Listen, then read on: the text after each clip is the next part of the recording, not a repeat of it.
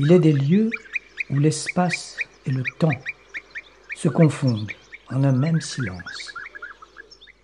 Il nous enseigne humblement que la nature est vivace et qu'elle seule dispose de l'éternité.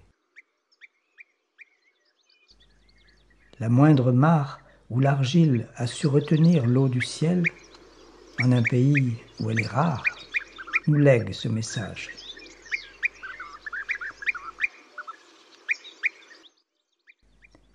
Les traces d'une faune furtive ont fait de ces bords le passage obligé de leur divagation.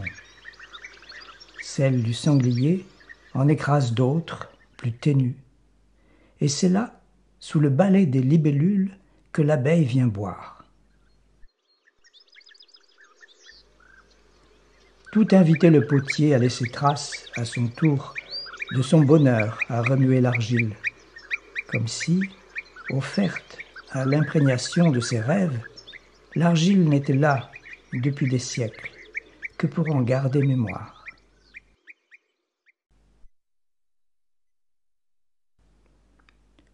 Ainsi, potier, ai-je eu besoin de rendre grâce à cette patience des éléments, insensible, semblait-il, à l'hommage que j'étais tenu de leur rendre, l'offrande dépouillée d'un vaisseau d'argile.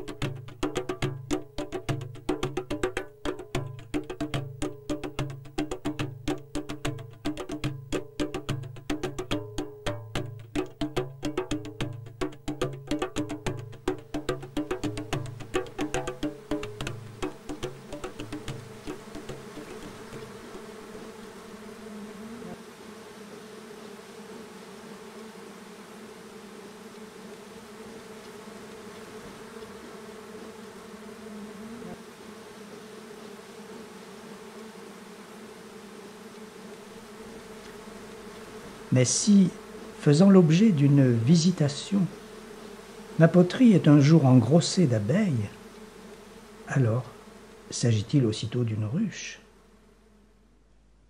Tel fut du moins l'événement d'une fugue en Espagne, passée dans la fréquentation d'un site désolé où l'abeille allait donner un sens à mon aventure.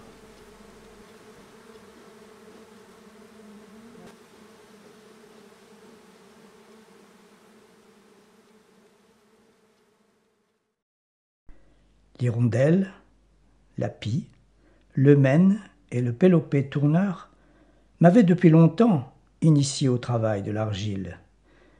Mais leur indépendance n'avait que faire de ma sollicitude. L'abeille, sous réserve d'un respect réciproque, m'accorderait, quant à elle, droit de regard sur la complexité de son labyrinthe.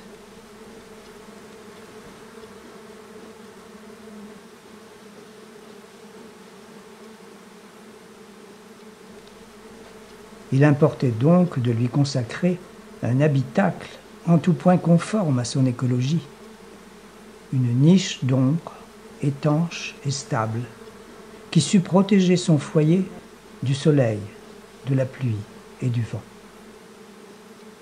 Si, poursuivant le projet d'épargner la nature, je rends l'argile étanche en l'imprégnant de cire, alors plus besoin de cuisson. Le soleil et l'abeille m'en dispensent. Prédateur parmi les prédateurs, je n'ai pas su m'astreindre au seul détachement de la méditation. Plus friand que l'ours, la fouine ou le pivert, poursuivant les essaims, j'ai souvent battu la campagne. Au foyer d'un territoire dont elle prospecte ardemment l'étendue, l'abeille me rend jaloux de sa délectation. Et c'est l'émanation de tout un paysage que diffusent, un soir d'été, les effluves d'une ruche.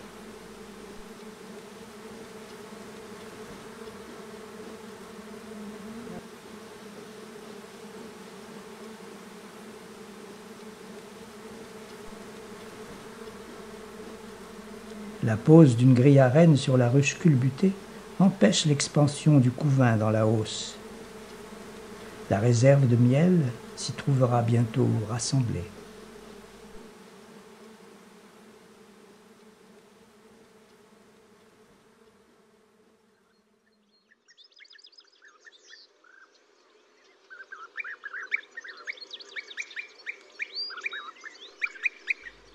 En dépit des guêpiers qui déciment en vol les butineuses, et tandis que le scorpion veille sur la précarité de son habitacle, la récolte se fait en pleine canicule.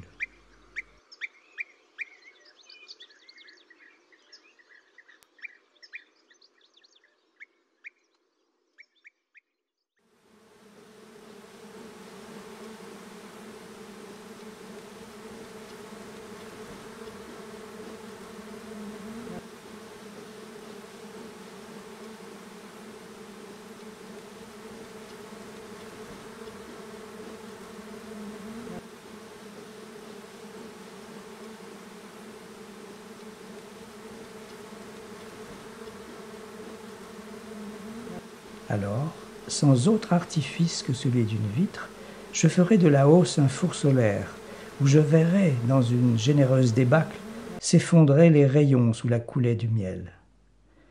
C'est l'accomplissement d'un rite où miel et soleil se confondent.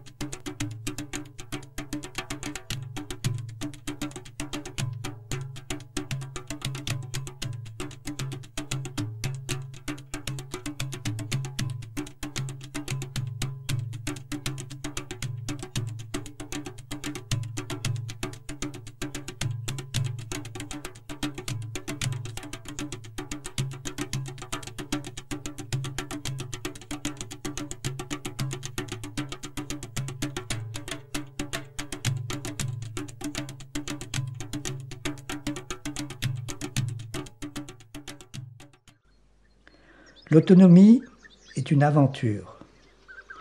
Elle me laisse le temps de rêver d'une société où le travail serait un jeu, l'argile une école et le miel un principe.